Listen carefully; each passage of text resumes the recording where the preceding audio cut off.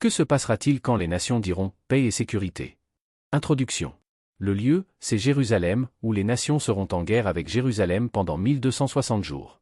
Le livre de Zacharie, chapitre 12, versets 2 et 3, nous résume cette période. « Je vais faire de Jérusalem une coupe qui fera tituber tous les peuples voisins. Et Juda sera assiégé, ainsi que Jérusalem. Ce jour-là, je ferai de Jérusalem une pierre lourde pour tous les peuples. Tous ceux qui essaieront de la soulever ne manqueront pas de se blesser gravement, et toutes les nations de la terre s'uniront contre elle. » C'est dans cette situation que Jésus apparaîtra. Il délivrera Jérusalem des ennemis qui viennent l'attaquer. 1. Les 1260 jours et la fin. Le texte nous dit qu'il y a deux périodes, une période de 1260 jours, identifiée en Apocalypse chapitre 11 par les deux témoins qui luttent contre leurs ennemis, et une période d'un jour, identifiée dans Zacharie chapitre 14. Ce jour est le jour de Dieu où il repoussera les ennemis qui attaquent Israël.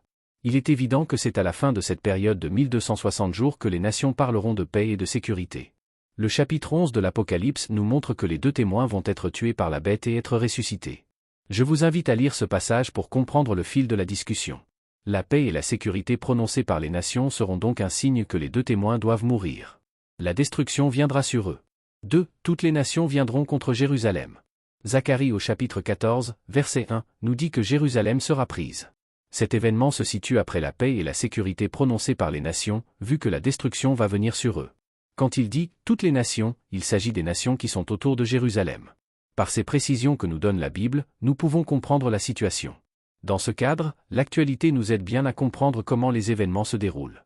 Dans un autre poste, j'ai expliqué que les deux témoins représentent le camp occidental, c'est-à-dire la puissance mondiale américaine et Israël, représentés par leurs chefs respectifs, opposés au camp oriental représenté par beaucoup de nations.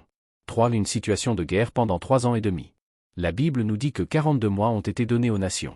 Et pendant cette période, elles piétinent Jérusalem. Ce qui nous fait comprendre qu'il y a des accrochages entre Israël et les autres nations autour d'eux. Le camp occidental paraît intouchable pendant cette période de 3 ans et demi. Mais la Bible nous dit qu'à la fin de cette période, le camp occidental va perdre.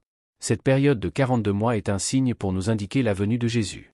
Il ne sera pas un signe pour le reste du monde, mais ce signe sera visible pour ceux qui étudient la Bible, alors qu'il paraîtra normal pour les gens du monde. Ce ne sera pas une actualité plus grave que ce qui se passait dans le monde. 4. La venue de Jésus sera la libération d'Israël. Quand les 3 ans et demi arriveront à leur terme, ce sera le moment où Jésus apparaîtra. Ce sera le moment de la résurrection et de l'enlèvement. Ce point est décrit par l'enlèvement des deux témoins en Apocalypse, chapitre 11. Ce sera la fin de la grande tribulation. Jésus y mettra un terme en faisant la guerre à ses ennemis. Cette période ne durera qu'1 jour. Après cette période, la paix et la sécurité seront établies sur toute la terre, et le millénium commencera à ce moment-là. La paix et la sécurité prononcées par les nations sera donc le signe que l'ancien monde prend fin. Il n'y aura plus de tribulation après cette période. Nous pouvons lire le chapitre 14 de Zacharie pour comprendre ce jour. Il est très détaillé pour comprendre ce qui va se passer. Beaucoup s'attendent à de grandes catastrophes pour la fin de ce monde, mais on voit que ce n'est pas le cas, ce sont des signes qui nous sont donnés, visibles dans l'actualité. Conclusion. Il n'y a qu'en étudiant la Bible que nous pouvons comprendre ce point. Il n'y aura pas de choses spectaculaires ou miraculeuses à observer. Après une guerre incessante entre Israël et ses ennemis, Jésus mettra un terme à cette tribulation. Et à partir de sa venue, il n'y aura plus par la suite de guerre ou de tribulation.